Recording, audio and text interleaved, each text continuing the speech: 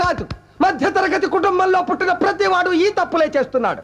ఎందుకంటే బుర్ర నిండా ఆశలు, ఇంటి నిండా కష్టాలు, పెరిగిన ధరలు, తరగని బాధలు, పాలవాడికి, నీళ్లవాడికి, రెంటుకి, కరెంటుకి, రేషన్కి, మందులకి, కూరలకి, కూతుళ్ళకి, అల్లుళ్ళకి, కొడుకులకి, చదువులకి, పండగలకి, పబ్బాలకి, శుభాలకి, అశుభాలకి, అన్నిటికీ ఖర్చు ఖర్చు ఖర్చు. తెల్లవారితే సమస్య, నోరు విప్పితే డబ్బు, అడుగు వేస్తే అప్పు. అన్నిటికీ సాకు 1వ తారీఖు.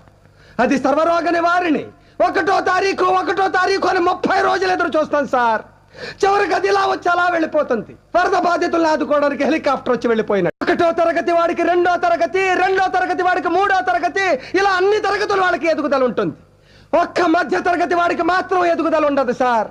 ఒక్కడు రెక్కలు ముక్కలు చేసుకుని సంపాదిస్తుంటే 10 మంది అడ్డగాడిలా కూర్చుని తినే దౌర్భాగ్య సాంప్రదాయం మారినంత వరకు మా మధ్య తరగతి కుటుంబాల కథ ఇంతే సార్.